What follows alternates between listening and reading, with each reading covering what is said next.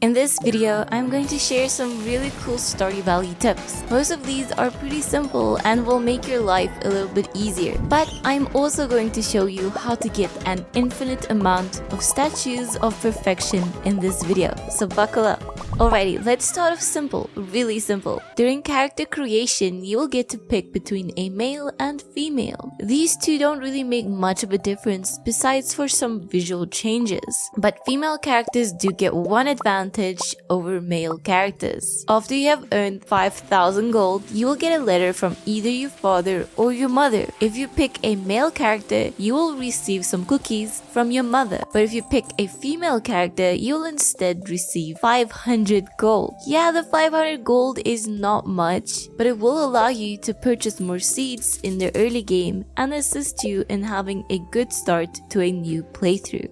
Now for a simple tip for wheat. Wheat is an interesting crop. It grows in summer and it only takes 4 days to fully mature and be ready for harvesting. Wheat is one of the fastest growing crops in the game, and since it only grows in summer, we can play a little trick on wheat. Plant a ton of wheat somewhere on your farm since each seed only costs 10 gold each. Place down a couple scarecrows to keep your wheat safe, and most importantly, do not even bother watering your wheat. It is guaranteed to rain on the 13th and the 26th of summer. So if it rains just 2 more days during summer, your wheat will be able to grow and fully mature without you even having to water it once. Wheat is great because you can just harvest it with a scythe without any mods. Harvesting wheat will either get you hay or wheat. You can just give the hay to your animals, and you can turn the wheat into beer by placing it into a keg. By doing this, you're making 2,000% more than what you paid for this stuff, and you didn't even waste any energy on watering it. Wheat might just be secretly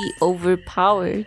Winter is a rough season because all of your grass will die and you will be forced to buy hay from Marnie. But you can prepare in advance to make your winter go well. First, harvest as much hay as your silo will allow you. Then enter any coop or barn and take some hay out of the hopper and place it in a chest. This only works if you have a lower tier farming building, but there is a trick you can do with deluxe farm buildings. Just place a bomb near the hay that will automatically be dispensed for your animals. This will destroy the hay and then will allow you to manually take hay out of the hopper. Now you can safely stockpile a bunch of hay in a chest somewhere and collect the rest of the hay on the last day of fall. Crystalariums are one of the easiest ways to make money in Stardew Valley. You just drop a diamond in them, and every 5 days, it will duplicate a diamond that can sell for close to 1,000 gold with the right professions. But to get the Crystalarium working, you will have to place a diamond in it. If you want to change what gem your Crystalarium duplicates, you can place a new gem in the Crystalarium, like if you needed to get some jades to trade for staircases. But placing a new gem in a Crystalarium is actually a very bad idea because you will lose the original gem that you placed in it. So this is what you do. Collect the duplicated gem and then hit your Crystalarium with your axe. This will cause you to reclaim the original gem that you placed in it. After collecting what is rightfully yours, place the Crystalariums down again and then put the new gem that you want to duplicate in them. If you don't hit the Crystalarium, you will be losing a free gem.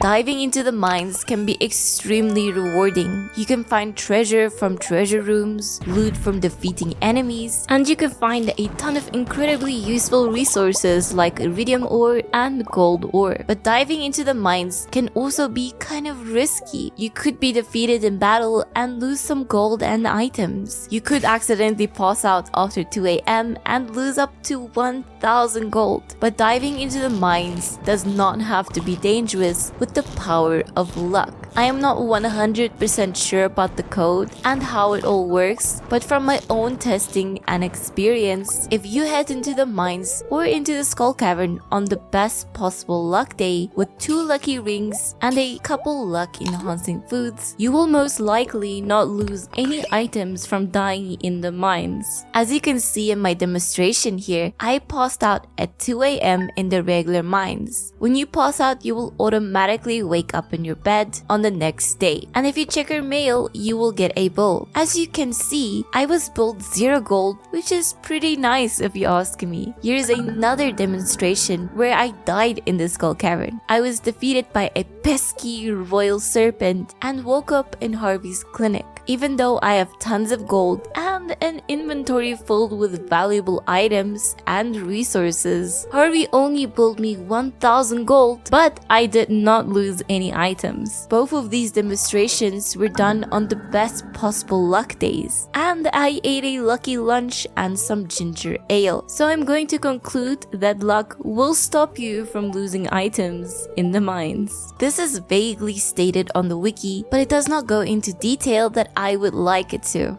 Garden pots are awesome. Garden pots will allow you to plant crops indoors, which is pretty nice, especially if you're using deluxe retaining soil. But have you ever tried using garden pots on Ginger Island? Our farm on Ginger Island is pretty small, but Ginger Island is not small. If you place down a garden pot on Ginger Island that is not the farmable land and try and grow a crop in the garden pot, the game will display a message saying that you should try growing those on your farm. But if you place a green tea sapling in the garden pot, it will work. So you could place hundreds of garden pots on Ginger Island, all planted with green tea saplings. If you have the resources, you should probably place some kegs near those tea saplings as well. Now you can run around Ginger Island, collect all of the tea leaves, drop them into kegs, and literally have a green tea empire. I find it quite interesting that green tea saplings work, but nothing else works.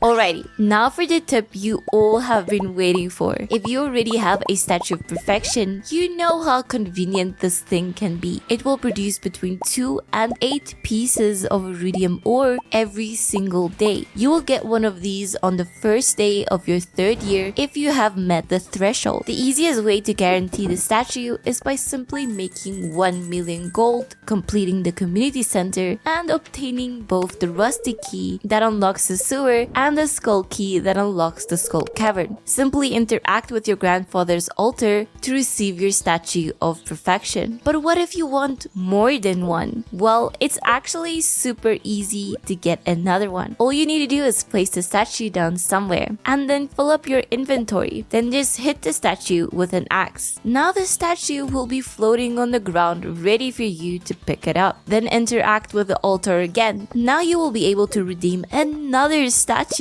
Then just do it all over again. Place the statue down, fill up your inventory, and then hit them with axes. And interact with the statue again. It is important to note that you can do this on any farm, no matter how far or how much you have played. On this playthrough, I am past my 10th year. All I need to do is collect my statue that I've placed on Ginger Island. Then place it down near the altar. Fill up my inventory, hit it with an axe, and get another statue from the altar. You can do this as many times as you want. You can get a full stack of these statues if you had the patience. If you really hate the skull cavern but want iridium ore to progress through the game, then this tip is absolutely perfect for you. And those are the tips I wanted to share with you in this video. If you plan to use any of these, please let me know in the comments below. And hit subscribe for more videos. Thanks for watching, but for now, I will see you in the next video.